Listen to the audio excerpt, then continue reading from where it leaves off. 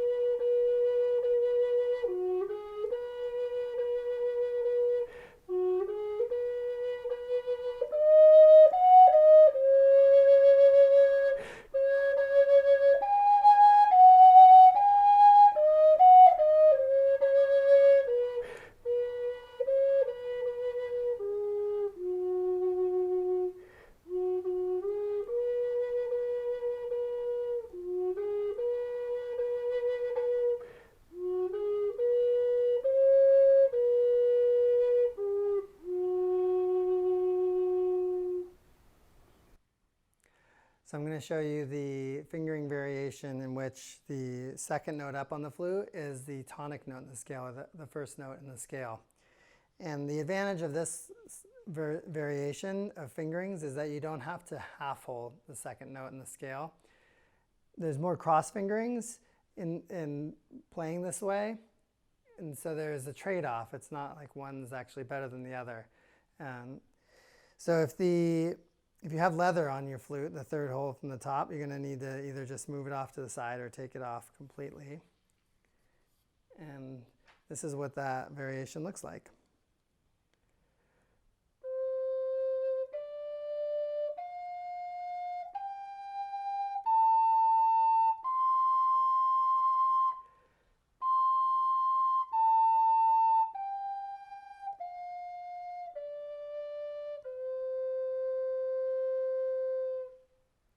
This fingering chart shows one way to play this Japanese scale on the native flute. And in this version, the low note of the scale is the second note up of the native flute, as you can see here. This is the tonic note, the first note in the scale. One of the advantages of playing the scale in this way is that you don't have to half hold the second note in the scale, which can be a challenging thing to learn to do. So this really has an advantage in that way. One of the challenges is the cross fingering is going from this note to this note tends to be a little more challenging for your fingers to recreate each time. It also requires you to go over the octave, going from this note to this note. And because it requires you to go over the octave, it also, those higher notes, the over the octave notes, this note here, tends to be flat on bass tone flutes or even flutes in the key of F sharp. So you often can't play this version to really true, where the notes are true in tune, on deeper tone flutes. So that's where one of the advantages of the other variation and fingerings that I'm going to show after this one. That said, if you find that on your bass tone flute that you like the way it sounds when you play it this way and you hit that high note and you go back down and you like the way it sounds, that's all that really matters, as long as it sounds good to your ear. If you're playing with other instruments, you might find that they clash a little bit because you'll probably be a little bit flat when you hit those high notes. So it just depends on who you're playing with and what it is you're trying to create. So I'm using a flute in the key of F sharp, this crow flute in the key of F sharp, to play the fingering variation where the low note on the flute is the tonic, or the first note in the scale. So if you have the fingering tie or the leather tie on the third hole from the top, you'll need to remove that. Just either twist it out of the way, or you can just take it off altogether, move it to the bottom of the flute or something like that. And it sounds like this.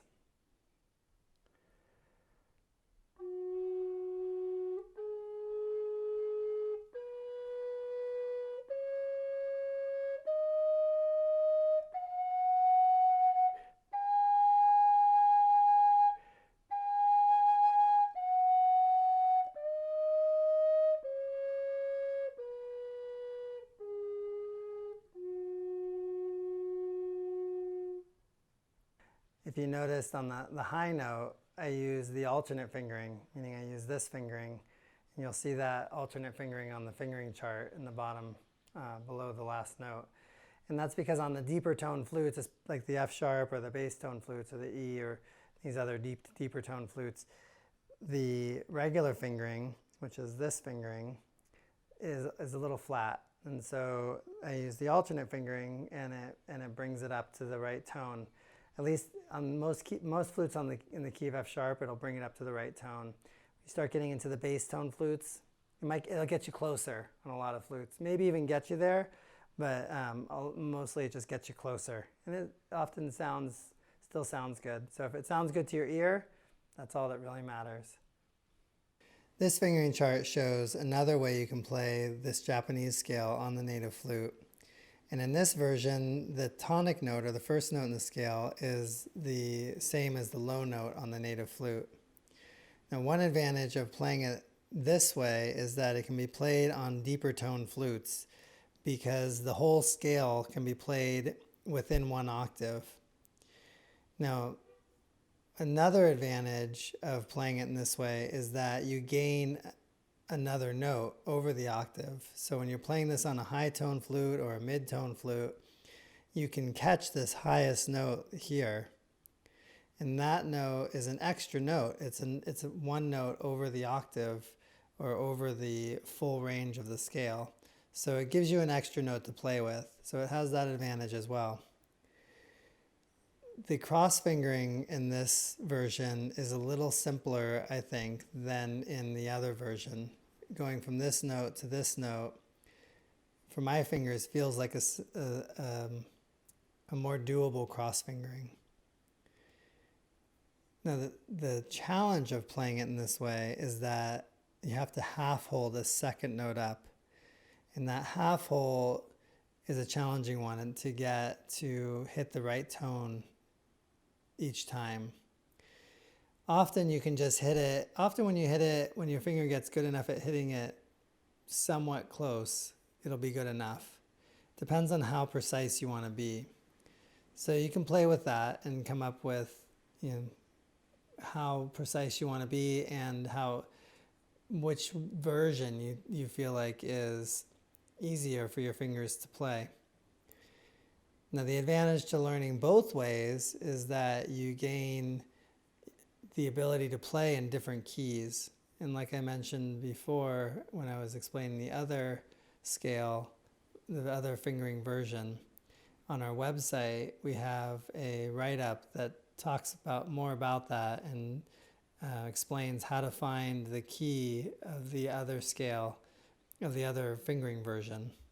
In this version, you'd be playing in the same key as your flute is in. So if your flute's in the key of A, then you're playing in the key of A. If your flute's in the key of G, then you're playing in the key of G when you play it in this way.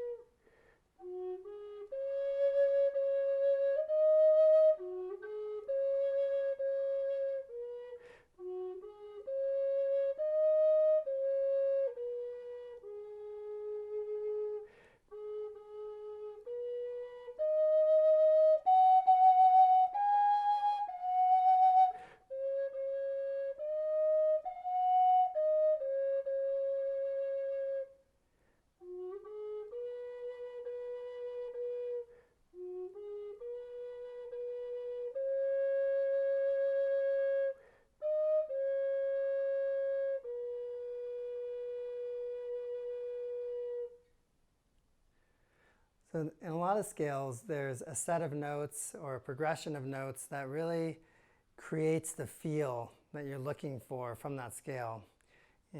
So like in a blues scale, there's a progression of notes that really makes it sound like a blues scale.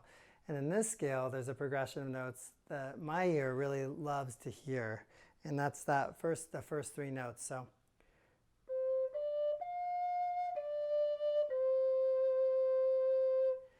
it just has that feel of the Japanese garden feel from movies, from growing up with, all the ways that that's been put into video games or whatever it is, that has that feel to it. And so there's other sets of notes in it too, other progressions within the scale that you can find that you'll want to emphasize in your melodies when you really want to create the Japanese feel in your melodies. So I hope learning this new scale really brings a lot of joy and discovery to your flute playing.